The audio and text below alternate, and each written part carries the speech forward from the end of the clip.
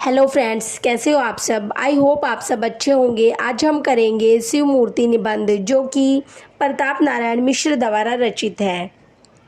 हमारे ग्रामदेव भगवान भूतनाथ सब प्रकार से अकथ्य, अप्रतर्क्य एवं अचिंतन्य है, तो भी उनके भक्तजन अपनी रुचि के अनुसार उनका रूप, गुण, स्वभाव कल्पित कर लेते हैं। उनकी सभी बातें सत्य है, अतः उनके विषय में जो कुछ कहा जाए सब सत्य है। मनुष्य की भांति वे नाड़ी आदि बंधन से बद्ध नहीं है, इससे हम उनको निराकार कह सकते हैं और प्रेम दृष्टि से अपने हृदय मंदिर में उनका दर्शन करके साकार भी कह सकते हैं। यथा तथ्य वर्णन उनका कोई नहीं कर सकता, तो भी जितना जो कुछ अभी तक कहा गया है और आगे कहा जाएगा सब शास्त्रार्थ के आगे निरी बकबक है और विश्वास के आगे मन शांति कारक सत्य है। महात्मा कबीर ने इस विषय में कहा है, वह निहायत सच है कि जैसे कई अंधों के आगे हाथी आए और कोई उसका नाम बता दे तो सब उसे टटोलेंगे। यह तो संभव ही नहीं है कि मनुष्य के बालक की भांति उसे गोद में लेके सब कोई अवयव का ठीक ठीक बोध कर ले। केवल एक अंग टटोल सकते हैं और दांत टटोलने वाला हाथी को खूंटी के समान, कान छूने वाला सूप के समान, पांव स्पर्श करने वाला खंबे के समान कहेगा। यद्यपि हाथी न खूंटे के समान है न खंबे के, पर कहने वालों की बात झूठी भी नहीं होगी। उसने भली भांति निश्चय किया है और वास्तव में हाथी का एक एक अंग वैसा ही है जैसा वे कहते हैं। ठीक यही हाल ईश्वर के विषय में हमारी बुद्धि का है। हम पूरा वर्णन व पूरा साक्षात कर लें तो वह अनंत कैसे, और यदि निरा अनंत मान के अपने मन और वचना को उनकी ओर से बिल्कुल फेर लें तो हम आस्तिक कैसे। सिद्धांत यह है कि हमारी बुद्धि जहाँ तक है वहाँ तक उनकी स्तुति, प्रार्थना, ध्यान, उपासना कर सकते हैं और इसी से हम शांति लाभ करेंगे। उनके साथ जिस प्रकार का जितना संबंध हम रख सके उतना ही हमारा मन, बुद्धि, शरीर, संसार परमार्थ के लिए मंगल है। जो लोग केवल जगत के दिखाने को व सामाजिक नियम निभाने को इस दुनिया में इस विषय में कुछ करते हैं, तो उनसे तो हमारी यही विनय है कि व्यर्थ समय न बिताएं। जितनी देर पूजा पाठ करते हैं, जितनी देर माला सरकाते हैं, उतनी देर कमाने, खाने, पढ़ने, सुनने में ध्यान दे तो भला है। और जो केवल शास्त्रार्थी आस्तिक हैं वे भी व्यर्थ ईश्वर को अपना पिता बना के निज माता को कलंक लगाते हैं। माता कह के बेचारे जनक को दोषी ठहराते हैं। साकार कल्पना करके व्यापकता का और निराकार कह के अस्तित्व का लोप करते हैं। हमारा यह लेख केवल उनके विनोदार्थ है जो अपनी विचार शक्ति को काम में लाते हैं और ईश्वर के साथ जीवित संबंध रख के हृदय में आनंद पाते हैं तथा आप लाभदायक बातों को समझ के दूसरों को समझाते हैं। प्रिय पाठक, उसकी सभी बातें अनंत है। मैं मूर्तियाँ भी अनंत प्रकार से बन सकती और एक एक स्वरूप में अनंत उपदेश प्राप्त हो सकते हैं, पर हमारी बुद्धि अनंत नहीं है। इससे कुछ एक प्रकार की मूर्तियों का कुछ अर्थ लिखते हैं। मूर्ति बहुधा पाषाण की होती है, जिनका प्रयोजन यह है कि उनसे हमारा दृढ़ संबंध है। दृढ़ वस्तुओं की उपमा पाषाण से दी जाती है। हमारे विश्वास की नींव पत्थर पर है।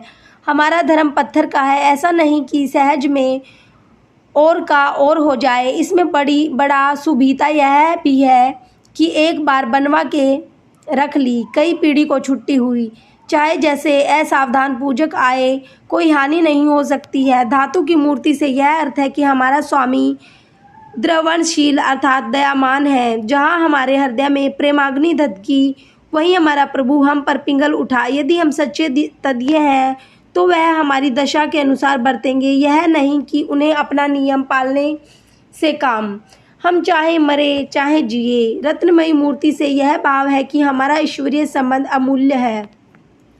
जैसे पन्ना सुख राज की मूर्ति बिना एक गृहस्थी भर का धन लगाए नहीं हाथ आती, यह बड़े ही अमीर का साध्य है। वैसे ही प्रेम में परमात्मा भी हमको तभी मिलेंगे जब हम अपने ज्ञान का अभिमान खो दे। यह भी बड़े ही मनुष्य का काम है।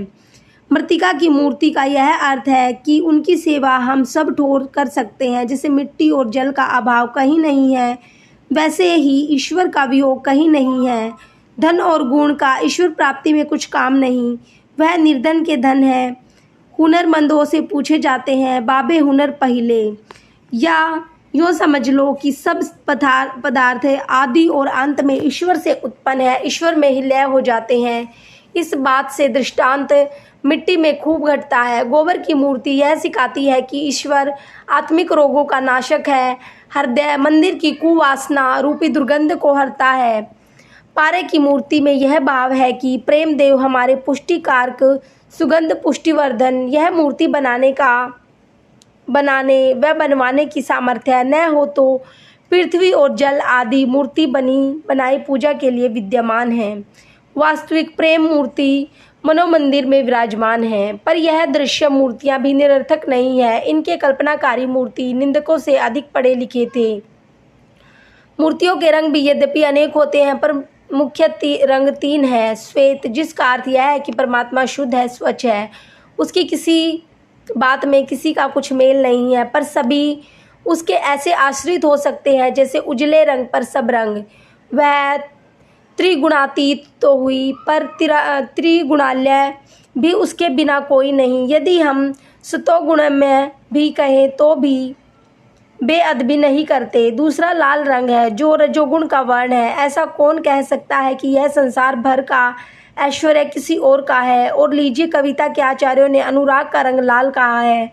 फिर अनुराग देव का रंग और क्या होगा। तीसरा रंग काला है, उसका भाव सब सोच सकते हैं कि सबसे पक्का यही रंग है, पर इस पर दूसरा रंग नहीं चढ़ता। ऐसे ही प्रेम देव सबसे अधिक पक्के हैं, उन पर और का रंग क्या चढ़ेगा। इसके सिवा बाह्य जगत के प्रकाशक नैन हैं, उनकी पुतली काली है। भीतर का प्रकाशक ज्ञान है, उनकी प्रकाशनी विद्या है, जिसकी समस्त पुस्तकें काली मसी से लिखी जाती हैं। फिर कहिए, जिससे अंतर बाहर दोनों प्रकाशित होते हैं, जो प्रेमियों को आँख की ज्योति से भी प्रियतर है, जो अनंत विद्यमान है, उसका फिर और क्या रंग हम माने।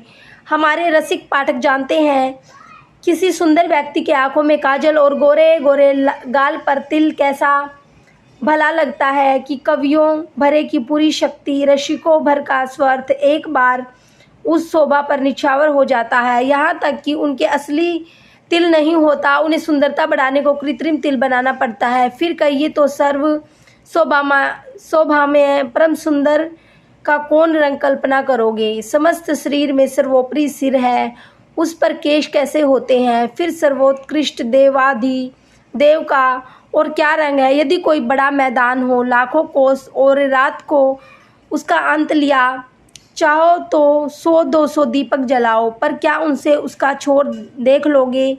केवल जहाँ दीप ज्योति है वहीं तक देख सकोगे, फिर आगे अंधकार ही तो है। ऐसे ही हमारे अगणित ऋषियों की सब की बुद्धि, जिसका ठीक हाल नहीं प्रकाश सकती, उसे अप्रकाशवत न माने तो क्या माने। रामचंद्र कृष्णचंद्रादि को यदि अंग्रेजी जमाने वाले ईश्वर न माने, तो भी यह मानना पड़ेगा कि हमारी अपेक्षा ईश्वर से और उनसे अधिक संबंध था। फिर हम क्यों न कहें कि यदि ईश्वर का अस्तित्व है तो इसी रंग ढंग का है। अब आकारों पर ध्यान दीजिए। अधिकतर शिव मूर्ति लिंगाकार होती है, जिसमें हाथ पाँव मुख कुछ नहीं होते। सब मूर्ति पूजक कह देंगे कि हमको साक्षात ईश्वर नहीं मानते, न उसकी यथा तथ्य प्रतिकृति माने, केवल ईश्वर को सेवा करने के लिए एक संकेत चिन्ह मानते हैं। यह बात आदि में शैव ही के घर से निकली है, क्योंकि लिंग शब्द का अर्थ ही चिन्ह है। सच भी यही है, जो वस्तु वाद्य नेत्रों से नहीं देखी जाती, उसकी ठीक ठाक मूर्ति ही क्या। आनंद की कैसी मूर्ति, दुख की कैसी मूर्ति, रागिनी की कैसी मूर्ति, केवल चित्तवृत्ति, केवल उसके गुणों का कुछ द्योतन, बस ठीक शिव मूर्ति यही है।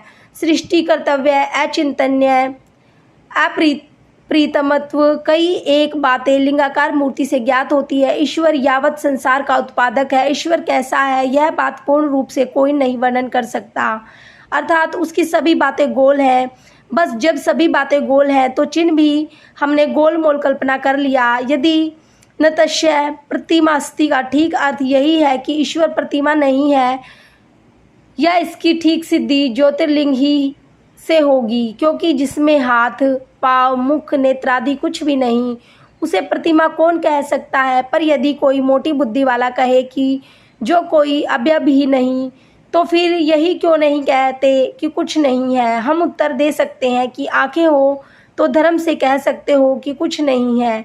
तात्पर्य यह है कि कुछ है और कुछ नहीं है, दोनों बातें ईश्वर के विषय में न कही जा सके न कहीं, और हाँ कहना भी ठीक है एवं नहीं कहना भी ठीक है। इसी भांति शिवलिंग भी समझ लीजिए, वह निर्वयव है पर मूर्ति है। वास्तव में यह एक विषय ऐसा है कि मन, बुद्धि और वाणी से जितना सोचा समझा और कहा जाए उतना ही बढ़ता जाएगा और हम जन्म भर बका करेंगे। पर आपको यही जान पड़ेगा कि अभी भी गणेशाय नमः हुई है। इसी से महात्मा लोग कह गए कि ईश्वर को वाद में न ढूंढो पर विश्वास में। इसलिए हम भी योग्य समझते हैं कि साअवयव, हाथ पांच इत्यादि वाली मूर्तियों के वर्णन की ओर झुके जाना चाहिए कि जो जैसा होता है उसकी कल्पना भी वैसी ही होती है। यह संसार का जातीय धर्म है कि जो वस्तु हमारे आसपास है उन्हीं पर हमारी बुद्धि दौड़ती है। फारस, अरब और इंग्लिश देश के कवि जब संसार की अनित्यता वर्णन करेंगे तो कब्रिस्तान का नक्शा खींचेंगे, क्योंकि उनके यहाँ शमशान होते ही नहीं हैं। वे यह न कहें तो क्या कहें कि बड़े बड़े बादशाह खाक में दबे हुए सोते हैं। यदि कब्र का तख्ता उठा कर देखा जाए तो शायद 2-4 हड्डियाँ निकलेंगी, जिन पर यह नहीं लिखा कि यह सिकंदर की हड्डी है, यह दारा की इत्यादि। हमारे यहाँ उक्त विषय में शमशान का वर्णन होगा, क्योंकि अन्य धर्मियों के आने से पहले यहाँ कब्रों की चाल ही न थी। यूरोप में खूबसूरती के बयान में अलकाबली का रंग काला कभी न कहेंगे। यहाँ ताम्र वर्ण सौंदर्य का अंग न समझा जाएगा। ऐसे ही सब बातों में समझ लीजिए, तब समझ में आ जाएगा कि ईश्वर के विषय में बुद्धि दौड़ाने वाले सब कहीं सब काल में मनुष्य ही है। अतएव उसके स्वरूप की कल्पना मनुष्य ही के स्वरूप की सी सब ठोर की गई है। इंजिल और कुरान में भी कहीं कहीं खुदा का दाहिना हाथ, बायां हाथ इत्यादि वर्णित है। ब्रंच यह खुला हुआ लिखा है कि उसने आदम को अपने स्वरूप में बनाया। चाहे जैसी उल्ट फेर की बातें मौलवी साहब और पादरी साहब कहें, पर इसका यह भाव कहीं न जाएगा कि ईश्वर यदि सा अवयव है तो उसका भी रूप हमारे ही रूप का सा होगा, हो चाहे जैसा। पर हम यदि ईश्वर को अपना आत्मीय मानेंगे तो अवश्य ऐसा ही मान सकते हैं जैसों से प्रत्यक्ष में हमारा उच्च संबंध है। हमारे माता पिता, भाई बंधु, राजा, गुरु, जिनको हम प्रतिष्ठा का आधार एवं आधे कहते हैं, उन सबके हाथ, पांव, नाक, मुंह हमारे हस्त पदादि से निकले हुए हैं। तो हमारे प्रेम और प्रतिष्ठा का सर्वोत्कृष्ट संबंधी कैसा होगा। बस इसी मत पर सावयव सब मूर्ति मनुष्य की सी मूर्ति बनाई जाती है। विष्णु देव की सुंदर सौम्य मूर्तियाँ प्रेमो उत्पादनार्थ है, क्योंकि खूबसूरती पर चित्त अधिक आकर्षित होता है। भैरव आदि की मूर्तियाँ भयानक है, जिसका यह भाव है कि हमारा प्रभु हमारे शत्रु के लिए महाभयजनक है। अथच हम उसकी मंगलमय सृष्टि में हलचल डालेंगे तो वह भी कभी उपेक्षा न करेगा। उसका स्वभाव क्रोधी है, पर शिव मूर्ति में कई एक विशेषता है, उनके द्वारा हम यह उपकार यथामति ग्रहण कर सकते हैं। शिव पर गंगा का चिन्ह होने से यह भाव है कि गंगा हमारे देश की सांसारिक और परमार्थिक सर्वस्व है और भगवान सदा शिव विश्वव्यापी है। अतः विश्वव्यापी की मूर्ति कल्पना में जगत व सर्वोपरि पदार्थ ही शीर्षस्थानी कहा जा सकता है। दूसरा अर्थ यह है कि पुराणों में गंगा की विष्णु के चरण से उत्पत्ति मानी जाती है और शिवजी को परम वैष्णव कहा है। उस परम वैष्णवता की पुष्टि इससे उत्तम और क्या हो सकती है कि उनके चरण निर्गत जल को सिर पर धारण करें। ऐसे ही विष्णु भगवान को परम शैव लिखा है कि भगवान विष्णु नित्य सहर्ष सहस्त्र कमल पुष्पों से सदाशिव की पूजा करते थे। एक दिन एक कमल घट गया तो उन्होंने यह विचार किया कि हमारा नाम कमल नयन है। अपना नेत्र कमल शिव जी के चरण कमल को अर्पण कर दिया। सच है, अधिक शैवता और क्या हो सकती है। हमारे शास्त्रार्थी भाई ऐसे वर्णन पर अनेक कुतर्क कर सकते हैं, पर उनका उत्तर हम कभी पुराण प्रतिपादन से देंगे। इस अवसर पर हम इतना ही कहेंगे कि ऐसे ऐसे संदेह बिना कविता पढ़े कभी नहीं दूर होने के। हाँ, इतना हम कह सकते हैं कि भगवान विष्णु की शैवता और भगवान शिव की वैष्णवता का अलंकारिक वर्णन है। वास्तव में विष्णु अर्थात व्यापक और शिव अर्थात कल्याणमय, यह दोनों एक ही प्रेम स्वरूप के नाम है, पर उसका वर्णन पूर्णतः असंभव। अतः कुछ कुछ गुण एकत्र करके दो स्वरूप कल्पना कर लिए गए हैं, जिसमें कवियों को वचन शक्ति के लिए आधार मिले।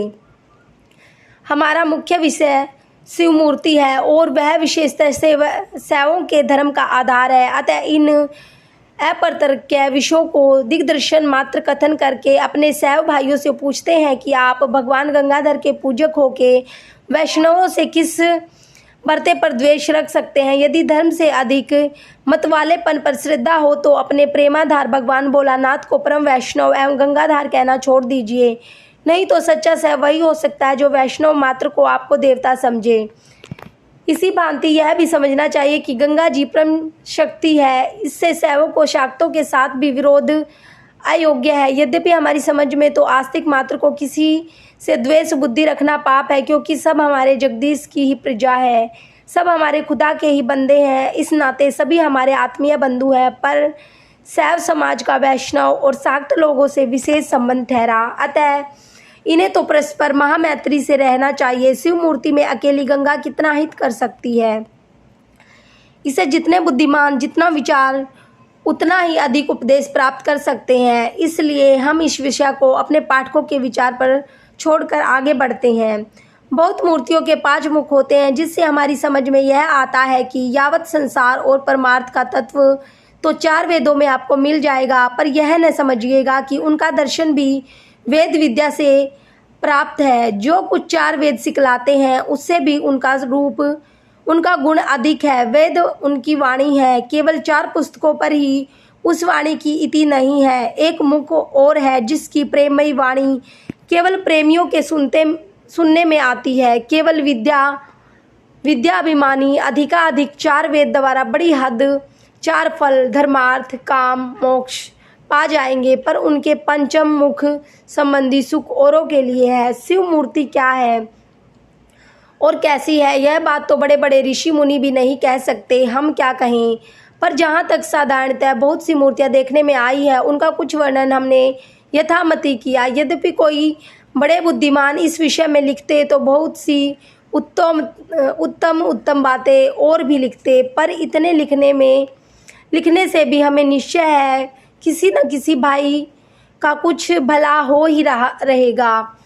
मरने के पीछे कैलाशवास तो विश्वास की बात है। हमने न कैलाश देखा, न किसी देखने वाले से कभी वार्तालाप अथवा पत्र व्यवहार किया। हाँ, यदि होता होगा तो प्रत्येक मूर्ति के पूजक को ही रहेगा, पर हमारी इस अक्षरमयी मूर्ति के सच्चे सेवकों को संसार में ही कैलाश का सुख प्राप्त होगा, इसमें संदेह नहीं है। क्योंकि जहाँ शिव है वहाँ कैलाश है, तो जब हमारे हृदय में शिव होंगे तो हमारा हृदय मंदिर क्यों न कैलाश होगा। हे विश्वनाथ, कभी हमारे हृदय मंदिर को कैलाश बनाओगे, कभी वह दिन दिखलाओगे कि भारतवासी मात्र केवल तुम्हारे हो जाएं और यह पवित्र भूमि फिर कैलाश हो जाए।